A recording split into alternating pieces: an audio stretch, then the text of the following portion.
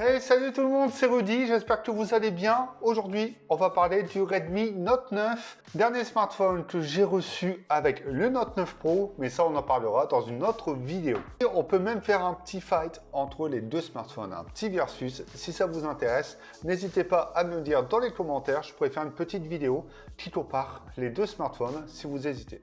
Si vous aimez cette vidéo, eh bien n'hésitez pas à la liker, la partager et à vous abonner tout en activant la petite cloche. Et suivez-moi également sur les réseaux sociaux. Ce Redmi Note 9 a un design vraiment sympa. Or, le premium qui n'est pas présent, on a un design qui est tout à fait dans l'air du temps et de ce que l'on trouve. C'est simple, c'est efficace, sans prétention, le travail est super bien fait et les finitions sont vraiment bonnes. C'est un smartphone grand, très grand. Pour certains, ça conviendra, pour d'autres, non. Mais en tout cas, le smartphone est vraiment agréable à utiliser. Out, le premium, comme je disais, il n'y a pas de verre au dos, mais du plastique. Le plastique est soigné, il est propre, il est agréable et confortable en main. Par contre, il prendra rapidement les traces et les coups, donc faites attention.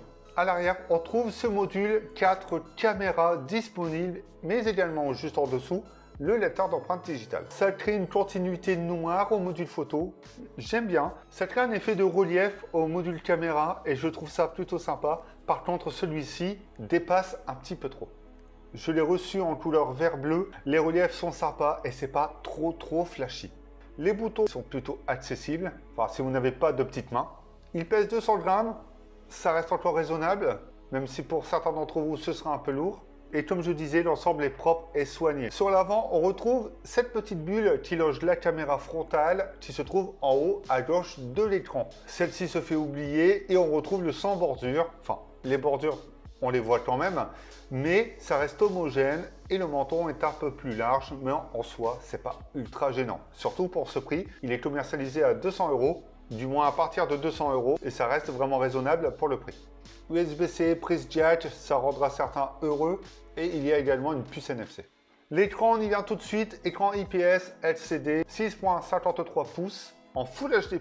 L'écran est vraiment correct dans l'ensemble. On a un super bon écran, mais il y a deux petits, pas défauts, mais deux petits points à soulever. Le premier, c'est la luminosité. Elle n'est pas vraiment puissante, ça manquera de punch en plein soleil et ça manque également un peu de contraste. Ça aurait été bien d'intégrer un mode vif pour essayer de relever ce petit retrait, mais au final ce n'est pas présent, il n'y a qu'un mode standard qui ne va pas vous aider à gagner en luminosité ou en couleur vive. Donc la luminosité à son maximum est faiblarde. On retrouve Android 10 et MIUI 11. Ça reste MIUI, c'est propre, c'est soigné, c'est agréable à utiliser. Il y a quelques petites reproches d'organisation, notamment dans les paramètres, mais hormis ça, j'ai rien d'autre à signaler, ça reste toujours la même chose. J'ai hâte de pouvoir utiliser MIUI 12 et voir le résultat apporté, qui me semblait super intéressant. Sinon, c'est une interface claire, épurée.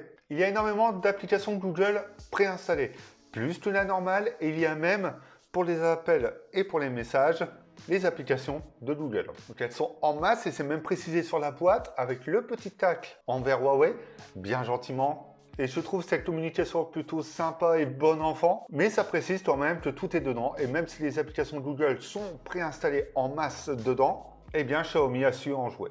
Pour la partie photo, on y vient tout de suite, un module quad caméra. 8 mégapixels ultra grand angle, 2 mégapixels macro, 2 mégapixels pour le mode portrait, donc profondeur, et surtout un capteur de 48 mégapixels. En soi, la partie photo est polyvalente, sauf pour le capteur macro, je n'en vois pas trop l'utilité. Un téléobjectif aurait été mieux, puisque là on a un zoom numérique. Et ouais.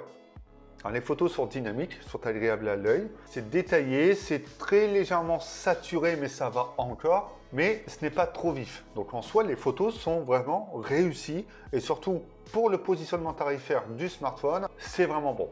De nuit, il n'y a pas de surprise. C'est bien, mais sans plus. Et le mode nuit aidera à rechercher parfois un peu plus de lumière, un peu plus de détails. Mais ça jouera à peu de choses. Et il faudra vraiment une bonne lumière d'ambiance pour obtenir un cliché qui diffère un peu. Le mode ultra grand angle est bon. Pas trop de distorsion. Les couleurs sont un peu vives, c'est un peu moins détaillé. Mais ça reste un ultra grand angle quoi qu'il arrive. Donc, pas de surprise. Et pour le mode portrait, ça manque un peu de précision au niveau du découpage, du détourage, mais en soi, c'est pas mal.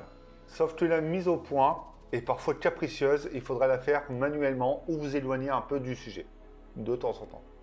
Alors le 48 mégapixels, ça permet d'obtenir des clichés Ultra HDR, c'est-à-dire une dynamique plus vive et des couleurs plus contrastées. Mais ça va encore, c'est pas hyper voyant comme j'avais vu sur le Mi Note 10 où c'était trop saturé, c'était trop dynamique. Là ça va, on regarde l'aspect naturel tout en dynamisant le cliché, mais en même temps il n'y a pas trop de visibilité avec le cliché normal. Et pour les selfies, 13 mégapixels, il s'en tire bien, rien à dire. Il possède un socle encore un peu inconnu, c'est un Helio G85 de chez Mediatek, accompagné de 3 Go de RAM pour la version 64 Go et de 4 Go de RAM pour la version 128 Go.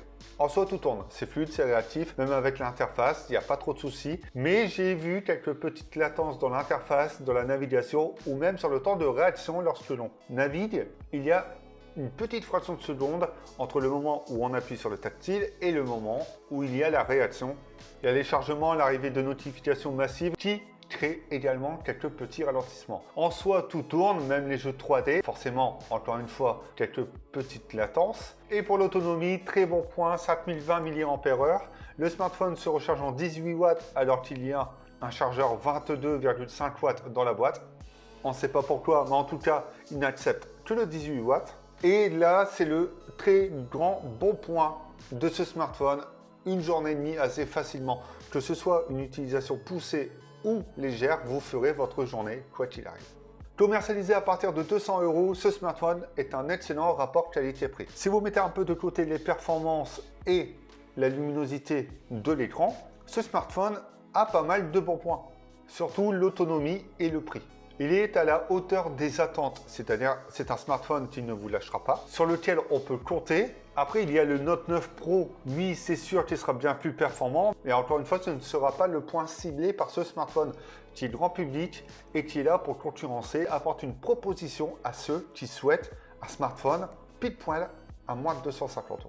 Si ce test vous a plu, n'hésitez pas à aller checker les autres vidéos sur la chaîne Avimobile et sur avimobile.fr. Et je vais commencer à tourner la vidéo sur le Xiaomi Redmi Note 9 Pro qui m'attend sagement là-bas et qui s'impatiente.